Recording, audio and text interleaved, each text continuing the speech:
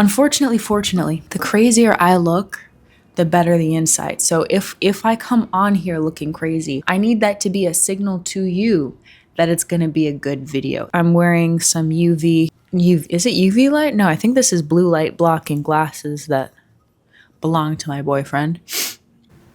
Hello, everybody. My name is Cassandra, and welcome to my temple. Here, I talk about all things changing the narrative about who you are and the world and stuff so that you can stop being so miserable and live a life that feels full and wonderful. I have to address the elephant in the room. I used to, how do I want to say this? Because of my condition as a light-skinned Black woman, I grew up adultified. And I was sexualized from an early age. Because this is what the world around me reflected to me, I also grew up in the early 2000s with Nelly and 50 Cent and music videos. I had a particular emphasis on something I called sexuality.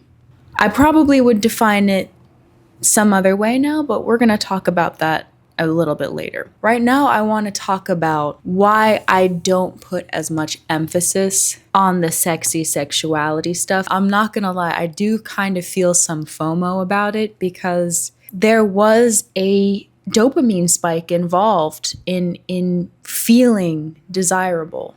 There is some dopamine involved when it comes to presenting yourself a certain way on the internet and getting attention for it. And I think I was a little addicted to those dopamine spikes. But that's not the only reason why I'm not doing that. I also recognize I took the bait in terms of this is what makes me valuable, this is what makes me worthy. Let me play this up as much as possible because I don't feel like I will be successful in anything else. I know I need to restrain. I need to restrain because not for any religious reason, not because I'm trying to be chaste and good. We don't do that here. We don't. This is not a religious thing. I'm not trying to be modest. I am trying to love myself. I'm trying to tell myself, no, Cassie, that's not the reason you are lovable, even though this gets so much validation.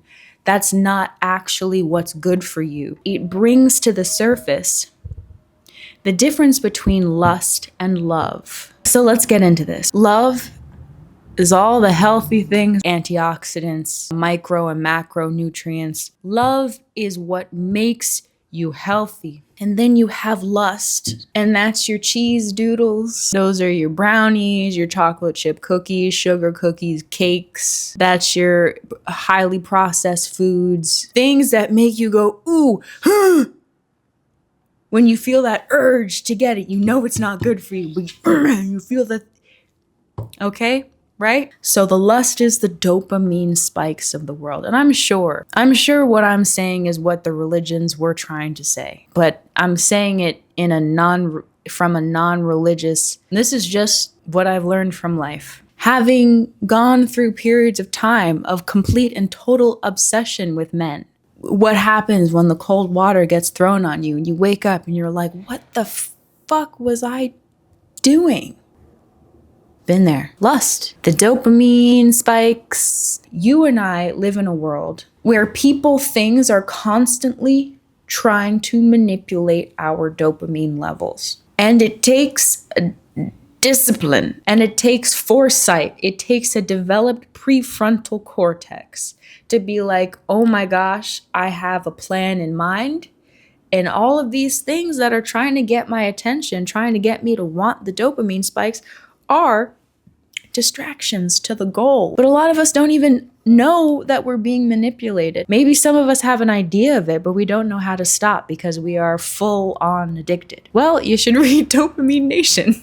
I should be a spokesperson for this book, honestly. It will give you some insight into how and why, the hows and whys in the world. It has plenty of examples of people with different addictions, different kinds of addictions, scrolling on your phone, weed, alcohol, sex, masturbating, all of those things that cause dopamine spikes, porn. Anything that gives you a spike in dopamine can lead to addiction. Why are addictions bad? Well, they're not bad, but the consequences of them can cost you a fulfilling and satisfying life. A life full of love, a life full of satisfaction, a life that you actually want. Addictions cost you the life that you actually want. And if we're living a life that we don't really want, it's easy to not want to live. I made a video on pain.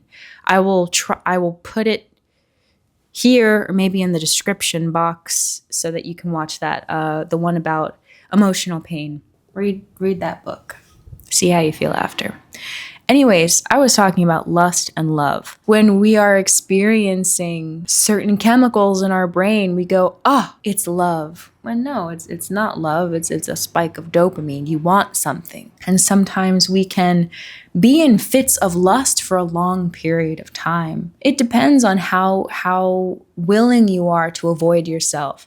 Ultimately, obsessions and lusting after people is a symptom of avoiding yourself and the things you need to do for you. The objective is to get the thing we don't have, and that thing is outside of ourselves, and that thing is a person that we don't have control over. You understand what I'm getting at here? So then we have to take that thing, that idea of like, I have to get other person, snatch that, right? And put that.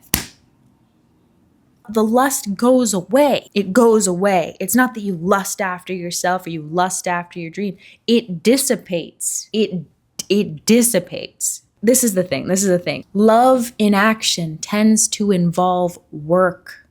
It's not like lust where it involves no work at all, except for the fantasies you have in your mind, which require no work.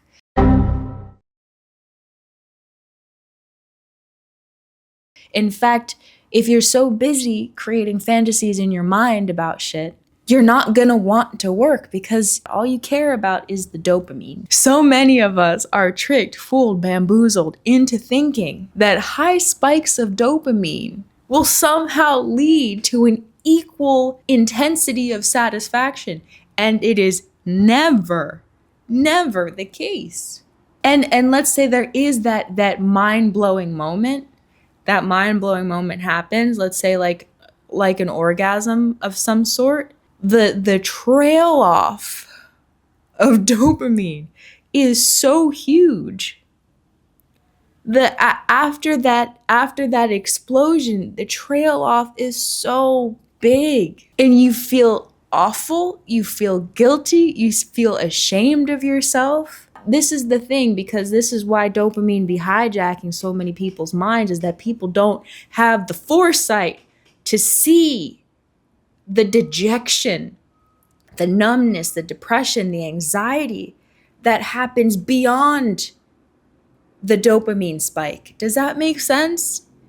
Because our minds are so focused on getting the thing that we don't see beyond getting the thing.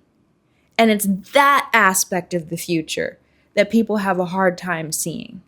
But it's something I want to bring up and talk about and bring to your attention, person who is probably addicted to dopamine, that will help you make decisions that will balance you out so that you can actually get what you want, which is love, not lust. You don't want to be lusted after, young lady.